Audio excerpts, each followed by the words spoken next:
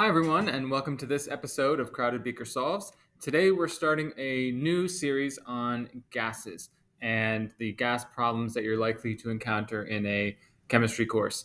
As a chemistry student, it won't take long before you start studying gases and what we call the gas laws. And if you imagine a gas, like a picture of a balloon or a container of gas of some kind, there are a number of laws that sort of dictate how the gas is going to behave when things are done to it. I wanted to start, you'll probably get some sort of a chart like this during your class, and it has a list of what we call the gas laws, things like Boyle's law, Charles' law, Gay-Lussac's law. All of these are named after people, with the exception of the ideal gas law, which is like the one law that rules them all. And I'd like to start with the ideal gas law, but then we're going to move back to Boyle's law in this first episode. So if you're thinking about a gas, like a balloon full of gas, there are four things you can measure directly about that gas. One, you can measure its pressure. That would be here. You could also measure the size, the volume of the gas sample. You could measure the temperature, and the temperature is going to need to be in kelvins. We'll talk about that later. And N, which is the number of moles. You could theoretically measure how many particles you have or the mass of it, which you could change into moles. And those are the four basic things. The ideal gas law relates all four of those things, and I'll do one of those on a later episode. But the other gas laws, these simpler ones, deal with describing what happens to, say, the pressure when the volume changes, or what happens to the volume if the temperature changes. And you'll see that most of these end up being pretty much like proportions. Like, for example, Charles' law says the volume is proportional to the temperature. And if the volume changes or the temperature changes, the volume will change proportionally to that.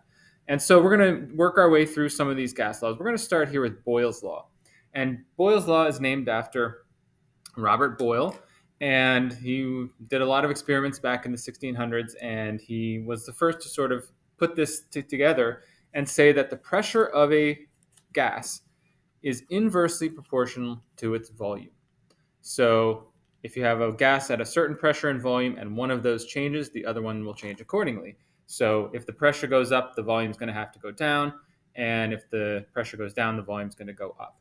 And those two products are going to be equal to each other because we're assuming here that the number of moles and the temperature is constant. So we don't have to worry about those changing.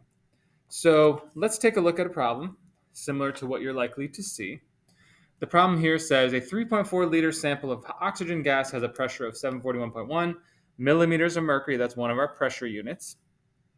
If it's compressed to a volume of 1.9 liters, what will the pressure be? So I encourage you when you get into gas law problems to just mark them up, make them messy, make it look like you're doing something. So this right here is a volume. So just label it as a volume if it helps. Over here, this unit that I'm giving, or this number, is a pressure. So I've got a P and a V. And I'm doing this because at some point you're going to have to decide which of these gas laws you're going to use to solve a problem. And it's helpful to label and see what you have.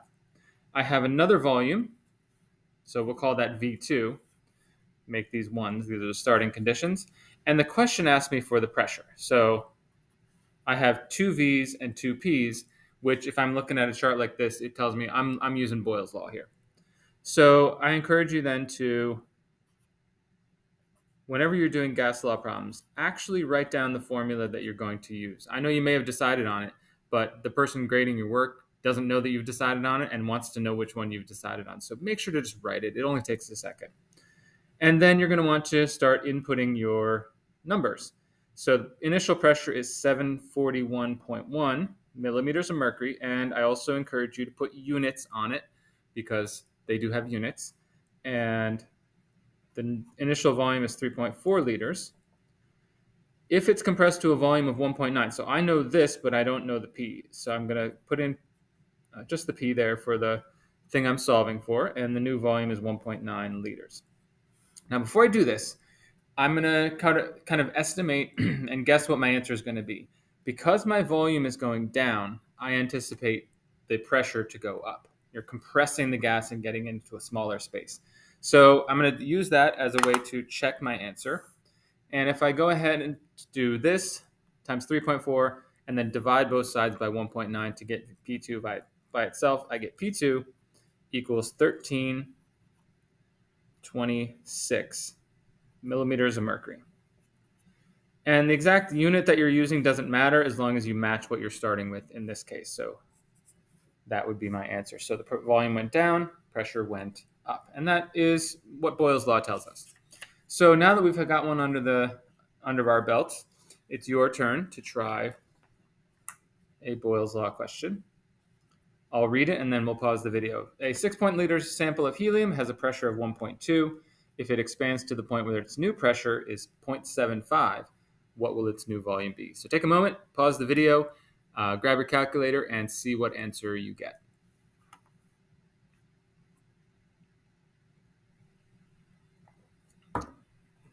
All right, good job for trying that. And if you were able to get an answer of 10.72 liters, then congratulations, good job on that one. We plug in the initial pressure, the initial volume was 6.7. The pressure has dropped. Note again that N and T are constant. And the new volume then went up to 10.72. And so that is a simple example of Boyle's law. So watch out for those problems where you only have pressures and volumes. Then your brain should say, I got to use Boyle's law, plug in your numbers with units, and show your work and get your answer. So there you have it, a simple Boyle's law problem. If you have a suggestion of a problem you'd like me to solve, whether it be gases or anything else, you can send that to me. In the meantime, happy solving and have a great day.